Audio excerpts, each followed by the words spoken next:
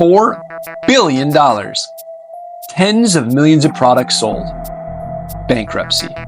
This is the story of Jawbone, the Fitbit competitor that didn't make it. What went wrong? And what could they have done differently to have survived and thrived? What's good, everybody? Bradley here. Welcome back. I have spent the last 16 years working and building my own startups. The startup world is really hard. We're here to make it just a little bit easier by learning from the past. Today, we've got an awesome story for you.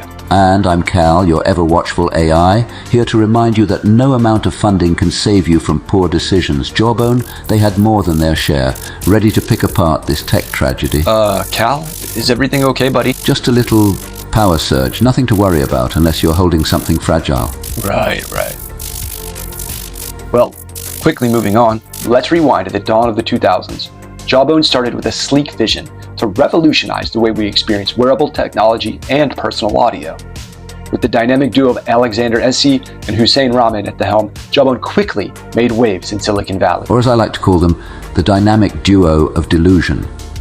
They had all the confidence in the world, and why not? The market was theirs for the taking. And boy did they take it. Jawbone's first big hit was their Bluetooth headset, which wasn't just functional, but also very stylish.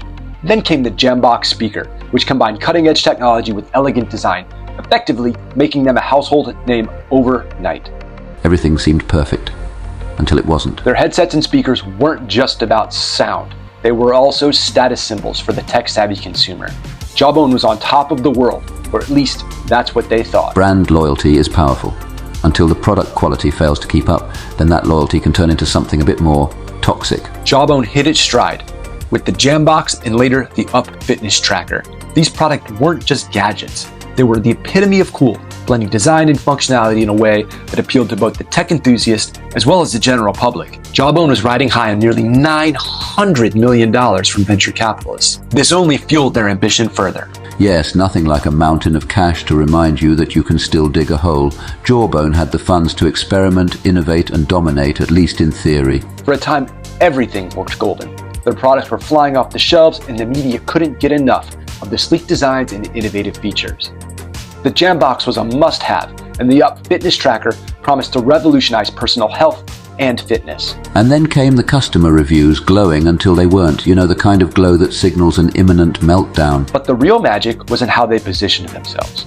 They weren't just a tech company. They were a lifestyle brand. The type of company that people don't just buy from, they identify with. Brand loyalty is powerful until the product quality fails to keep up. Then that loyalty can turn into something a bit more toxic. But as with many tech stories, the cracks began to show up. The Up Fitness Tracker, which was supposed to be the flagship product, was riddled with issues. Manufacturing defects, faulty sensors. Things started going downhill fast. Oh yes, the UP trackers, built to track your steps and your patience. Both would break down eventually. It's one thing to create a product that people want, but it's another to ensure it works as advertised. The failure rates were alarming. Customers were returning their trackers en masse, and Jawbone's reputation started to take a big hit. What was supposed to be a breakthrough wearable technology became a PR nightmare. And as if that wasn't enough, their competitors were starting to heat up. Fitbit was gaining ground fast, and then there was Apple, the tech titan, that entered the market like a wrecking ball. Jawbone went from leader to laggard in a blink. The competition wasn't the only problem. Jawbone found itself tangled in a web of legal messes. Everything from patent infringement to trade secret theft. It was a legal mess that drained resources and focus at a critical time for the company. Nothing like a courtroom drama to distract you from the fact that your products are falling apart.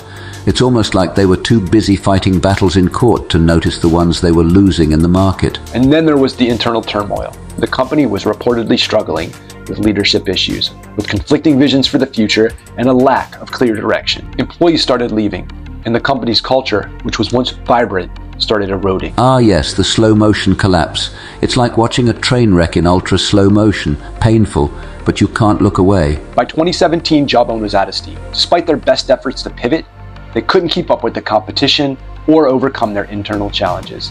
The once mighty tech innovator was officially out of business.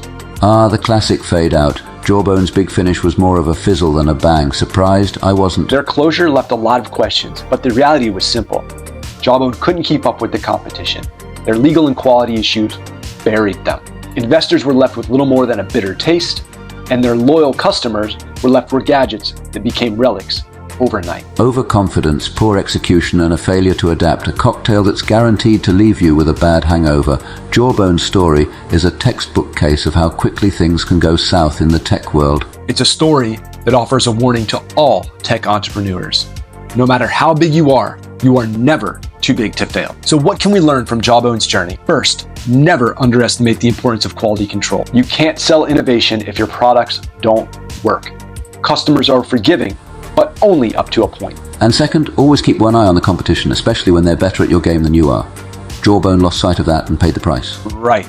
Jawbone's failure to adapt and innovate was their downfall. But there were missed opportunities too. If they had doubled down on quality, invested more in R&D, maybe things could have turned out differently. What could have been? My favorite game of what if. But hey, hindsight is 20/20th, especially when you're watching from the sidelines. Another key lesson is the importance of focus.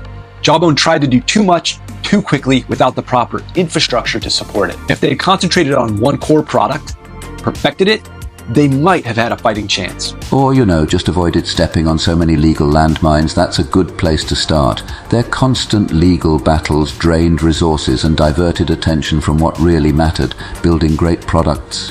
And finally, there's the lesson of leadership. Jawbone's internal struggles were a major contributor to their downfall.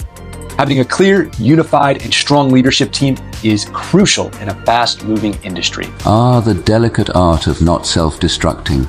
Always a challenge, especially when egos get in the way. Jawbone's story is a powerful reminder that even the biggest dreams can fall short if you lose sight of the basics.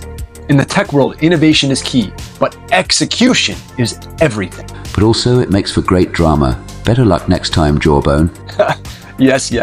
And lastly, Cal and I would greatly appreciate if you comment, like, and subscribe. We've got a lot more stories like this coming.